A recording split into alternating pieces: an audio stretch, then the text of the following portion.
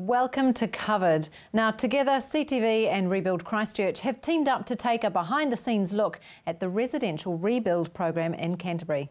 Today we'll be taking a look at a day in the life of a contractor and we'll be answering some of the questions you've posted on the Rebuild Christchurch website. We'll also find out how ACS Claims have managed to settle more than 90% of their insurance claims.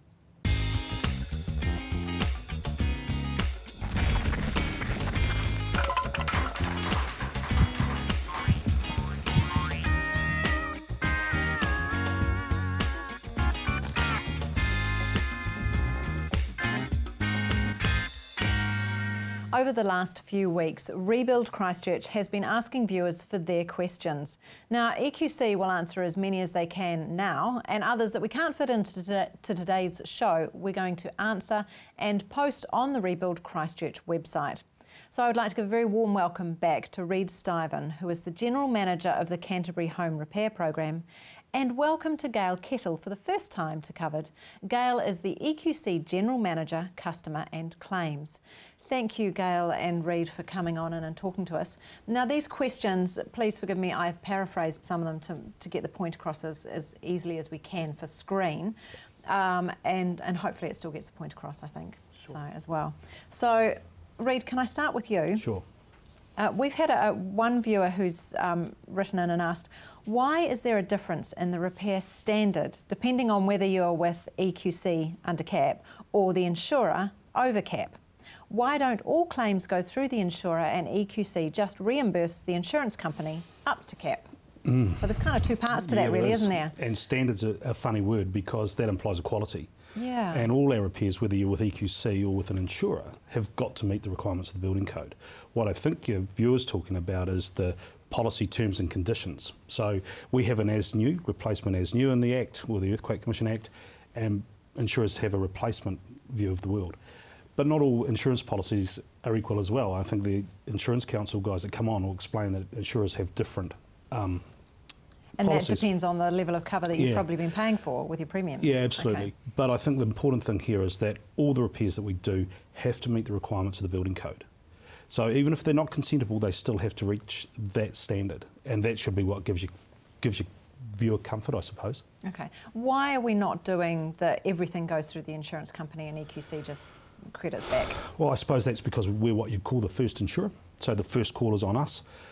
There's 70,000 homes we're going to repair that don't reach the EQC cap of 100,000. I think Gail's team have settled somewhere around 60,000 under $15,000 claims. So between us, we're getting there. It's just that we're the first insurer, so they come to us first. Right, okay. Great, thank you very much. Gail, we've had a question come in relation to flooding. So this person asks, what are we supposed to do when our house floods due to the earthquake? We can't sell or rent our house because no one would want to buy or rent a house that can have up to 30 centimetres of contaminated water flowing through it. The insurance company don't think it's their responsibility. This is a pretty hot topic at the moment, isn't it? Gail, what can you say to these people? Yeah, so without knowing the specific details of the case, it is a little bit difficult to answer, but this customer may well be entitled to a form of land cover we're calling increased flooding vulnerability, right, where the property is more vulnerable now following the earthquake than it was previously. So we have identified about 9,000 properties that are potentially vulnerable to flooding, and we're going through some further investigations on those properties. This particular person, if they have any additional information such as survey details pre-earthquake, that would be really useful to us, and we encourage them to provide us that information so our engineers can review it. Okay, all right, well that sounds good, thank you. Reid, we've had a viewer question come in regarding house piles. Yep. Our piles were damaged in the earthquake, sinking into liquefaction. EQC are wanting to jack and pack and notch a bearer to fix the problem, but does EQC therefore have to lift the house, fix the piles and then lower the house back on to the repaired piles? How does that work? No, so I think back to the code compliance we talked about with the first question.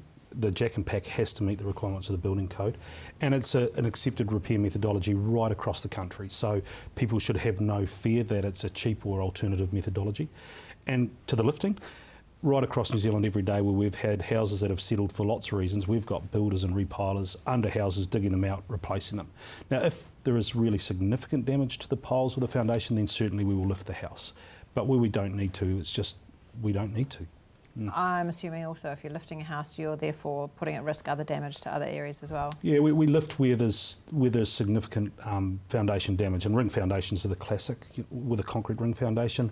Where there's significant damage to those, we can lift a home, we can re-pour the foundation, straighten or replace the poles that underneath as well, and then put it back down. But generally, we don't have to do that. If you don't have to, you're not going to. Well, it's a cost we don't need to incur, and it's time for the customer out of their home as well. Sure, yeah, absolutely. Okay, thank you.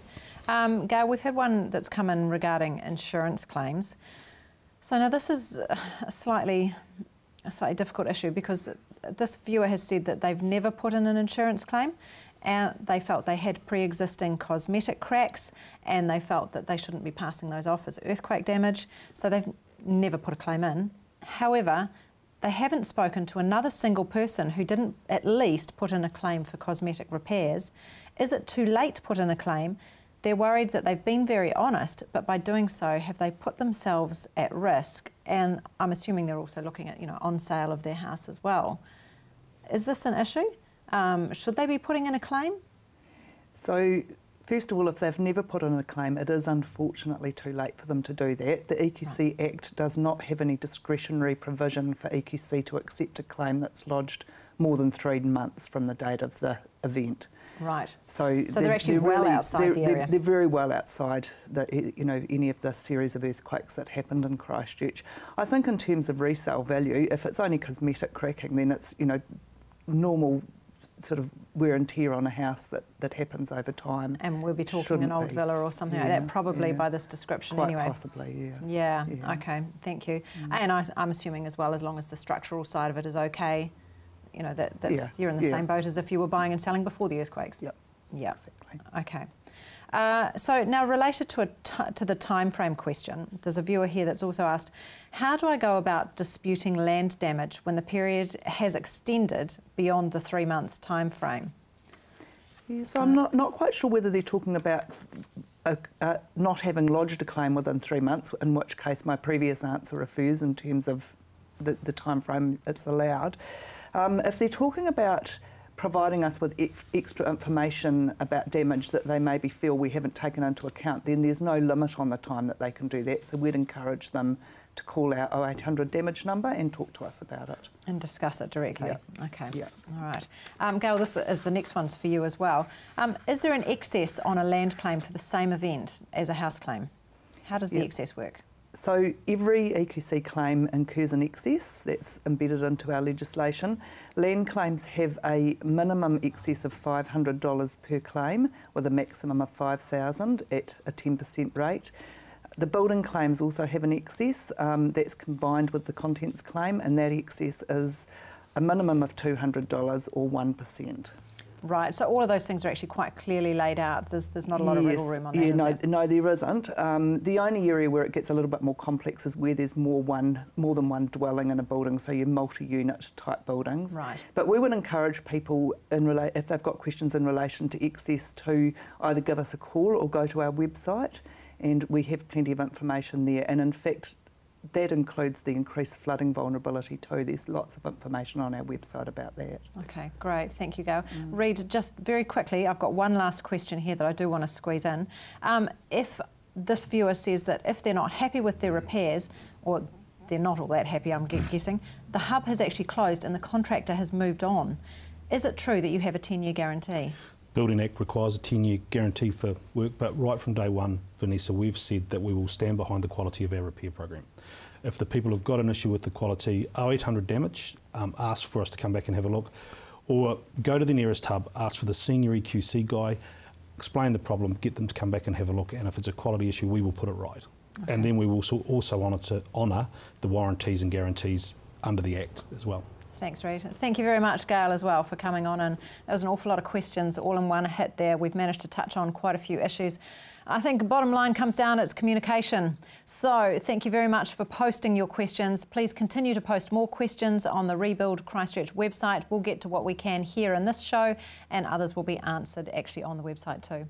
For viewers with questions very specific to your own EQC claim, or if you need extra help understanding the process, keep that communication open. Call 0800 DAMAGE and speak to a member of the community contact team. Gail and Reid, thank you again very much for coming on in and taking the time to answer these questions. Thanks, we appreciate it. Stay with us. When we come back, we will be taking a look at how the claims management company, ACS Claims, has managed to settle over 90% of their insurance claims.